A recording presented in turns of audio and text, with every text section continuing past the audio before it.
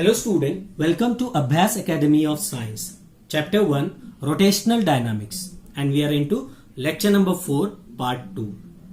इस lectures में, that is lecture number 4 में हम लोग पढ़ रहे हैं velocity के बारे में.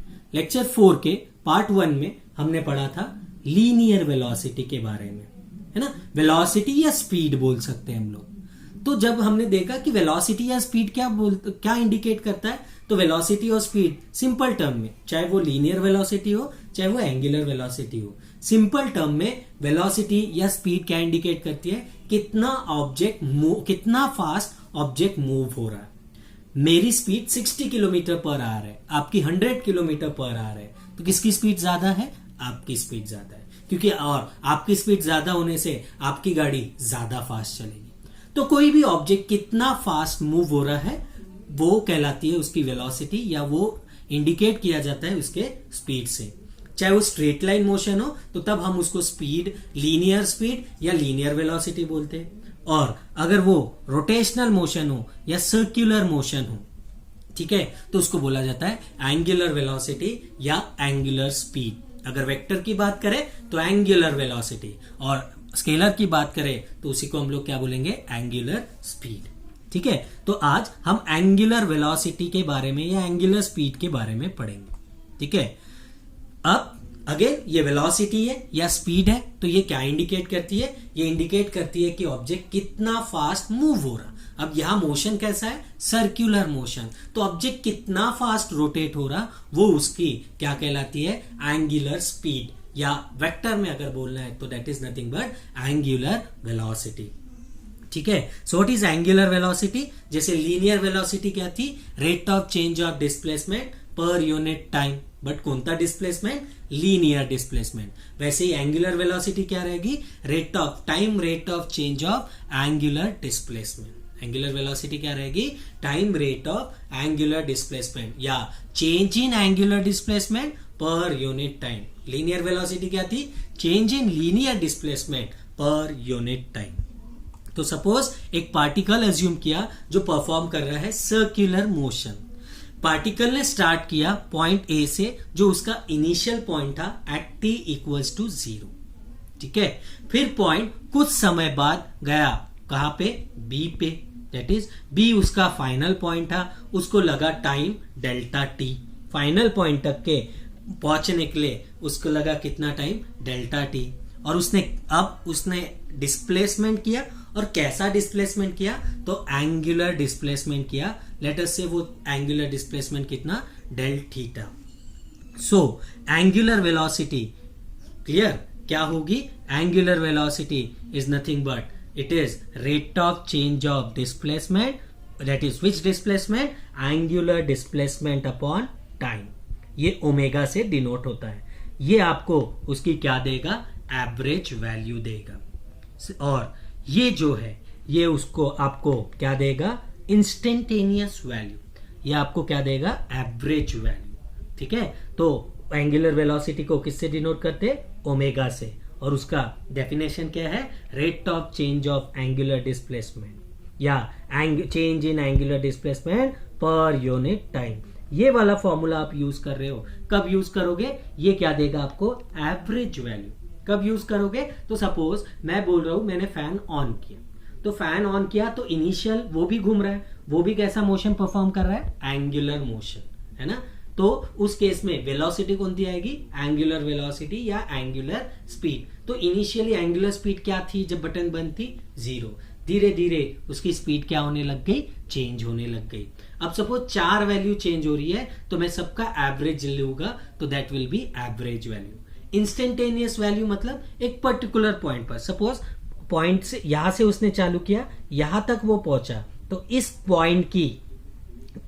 पॉइंट पर उसकी जो भी एंगुलर वेलोसिटी होगी वो उसकी इंस्टेंटेनियस एंगुलर वेलोसिटी होगी. मतलब एक पर्टिकुलर पॉइंट पर अगर आपको करना है उसको एंगुलर वेलोसिटी, इस पॉइंट पर उस ऑब्जेक्ट की एंगुलर वेलोसिटी आपको बतानी है, तो वो उसकी इंस्टेंटेनियस रहेगी. तो टाइम कितना रहेगा? एक पर्टिकुलर पॉइंट है ना, टाइम बहुत ही कम रहेगा. ऑलमोस्ट पर्टिकुलर पॉइंट पर है तो टाइम क्या रहेगा? 0. इसलिए हमने लिमिट लगाई डेल्टा टी टेंड्स टू 0. और इसी वैल्यू को हम ऐसे लिख सकते हैं, that is D theta by D T.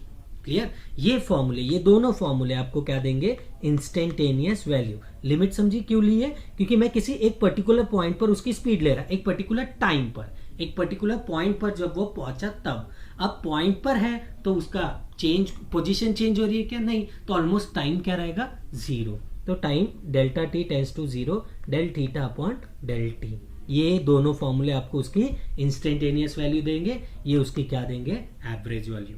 सो अगर वेलोसिटी की बात आई तो तुम्हारे दिमाग से फट से ये आना चाहिए कि वेलोसिटी या स्पीड ये बताता कि ऑब्जेक्ट कितना फास्ट मूव हो रहा है। अगर स्ट्रेट लाइन में है तो वो कितना फास्ट स्ट्रेट लाइन में जा रहा, अगर वो रोटेशनल मोशन परफॉर्म कर रहा तो वो कितना फास्ट रोटेट कर रहा। अब फर्क इतना ही है, वहां लीनियर वेलोसिटी, लीनियर स्पीड बोलते हैं, यहाँ एंगुलर स्पीड या angular velocity. So angular velocity is change in angular displacement per unit time. ठीक है? सो नेक्स्ट, इसका ऐसा यूनिट क्या होगा?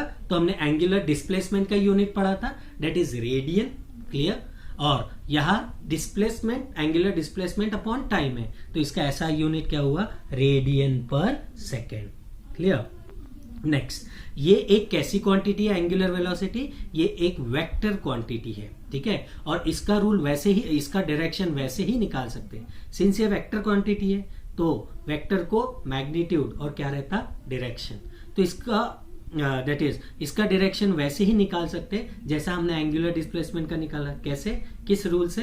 राइट हैंड से। ठीक है? तो राइट हैंड रूल क्या बोलता? सपोज अगर, ठीक है, ऐसा सर्कुलर मोशन परफॉर्म हो रहा है, ठीक है, तो आप आपके कर्ल्ड फिंगर्स, आपके जो फिंगर्स है उसको किस डायरेक्शन में कर्ल्ड करो? जिस डायरेक्शन में मोशन हो रहा है। सपोज एंटी क्लॉकवाइज, तो थंब क्या इंडिकेट करेगा? Angular displacement. थंब क्या इंडिकेट करेगा? एंगुलर। सपोज ऐसा एंटी क्लॉकवाइज घूम रहा तो मैंने ऐसे कर्ल्ड फिंगर्स घुमाए तो मेरा थंब किधर जा रहा? अपवर्ड। तो राइट हैंड रूल से हमने एंगुलर डिस्प्लेसमेंट का ऐसा डायरेक्शन निकाला था। ठीक है?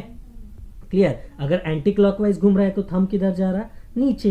तो नीचे। तो जो डायरेक्शन एंगुलर डिस्प्लेसमेंट का रहेगा वही डायरेक्शन किसका रहेगा? एंगुलर वेलोसिटी का। अब एंगुलर डिस्प्लेसमेंट के डायमेंशन थे m0, l0, t to the power 0। यहां देखो रेडियन का कोई डायमेंशन नहीं होगा, तो मास तो नहीं है, l0 भी नहीं है, बट टाइम का डायमेंशन t रहता। अब ये डिनोमिनेटर में है तो ऊपर आके कितना हो गया? -1। तो ये था किसका डिस्प्लेसमेंट, सॉरी किसका डायमेंशंस? एंगुलर वेलोसिटी का। ठीक है? सो अगर कभी कभी ऐसा क्वेश्चन आता है, कांस्टेंट एंगुलर वेलोसिटी मतलब क्या? ऐसी एंगुलर वेलोसिटी या ऐसा कांस्टेंट एंगुलर स्पीड मतलब क्या? तो ऐसी एंगुलर स्पीड जिसका वेलोसिटी या जिसका स्पीड, ठीक है, जिसका स्पीड क्या नहीं हो रहा है?